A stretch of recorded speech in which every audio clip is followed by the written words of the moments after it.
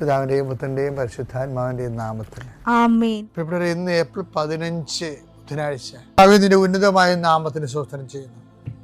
കർത്താവിന്റെ വിശുദ്ധ പൗരോഹിത്യത്തെ മഹത്വപ്പെടുത്തണമേ. കർത്താവെ, സഭയിലുള്ള സാന്നിധ്യം പ്രകടമാക്കണമേ.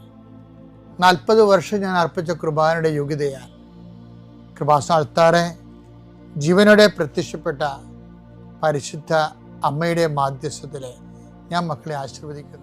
ഞങ്ങൾ ചില പ്രോജക്റ്റുകൾക്ക് വേണ്ടിയും ചില പോംവഴികൾക്ക് വേണ്ടിയും ജീവിതത്തിലെ ചില പ്രയാസങ്ങൾ, സാമ്പത്തിക വിഷയങ്ങളായാലും മറ്റു വിഷയങ്ങളായാലും മാറുന്നതിന് വേണ്ടി സംസാരിക്കാൻ പോകുന്ന വ്യക്തികളിൽ, നിങ്ങൾ സംസാരിക്കാൻ പോകുന്ന വ്യക്തികളിൽ ഇന്ന് പരിശുദ്ധാത്മ നിറയട്ടെ.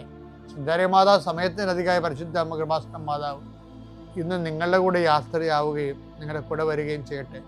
നിങ്ങൾക്ക് സംസാരിച്ച് ഒതുക്കാൻ പറ്റാത്ത വിഷയങ്ങൾ, നിങ്ങൾ സംസാരിച്ചാൽ ശരിയാകത്തില്ലെന്ന് തോന്നുന്ന സ്ഥലങ്ങളിൽ കർത്താവ് തന്നെ മറുപക്ഷത്ത് നിന്നുകൊണ്ട് നിങ്ങൾക്ക് അനുകൂലമായ ഒരു സാഹചര്യം ഉണ്ടാക്കിത്തരാൻ കർത്താവിൻ്റെ നാമത്തിൽ ഞാൻ നിങ്ങളെ ആശീർവദിക്കുന്നു.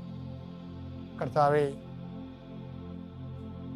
കുടുംബം വന്ന് പെട്ടിരിക്കുന്ന വഴികൾ, ഒരു തീരുമാനം എടുക്കാൻ പറ്റാത്തവർ, പല വിഷയങ്ങളെക്കുറിച്ച് ഏത് ജോലിക്ക് പോകണം, ഏത് നാട്ടിൽ പോകണം, ഏത് രാജ്യത്ത് പോകണമെന്ന് അറിയാൻ പാടില്ലാതെ വിഷമിക്കുന്നവർ, എന്ത് പഠിക്കണമെന്ന് അറിയാൻ പാടില്ലാതെ വിഷമിക്കുന്നവർ, ഒരു തീരുമാനം എടുക്കാൻ പറ്റാത്തവർ, അവർക്ക് പരിശുദ്ധാത്മ പ്രവർത്തിച്ചുകൊണ്ട് അവർക്ക് പുതിയ തീരുമാനം എടുക്കാൻ കർത്താവ് നിങ്ങളെ സഹായിക്കട്ടെ.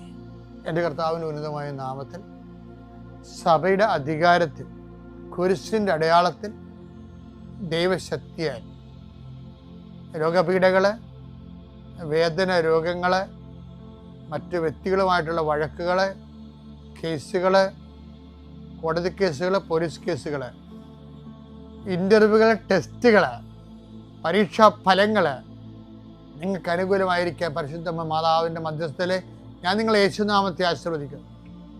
നിത്യപിതാപുത്രൻ പരിശുദ്ധാത്മാ നയിക്കുവാവേ.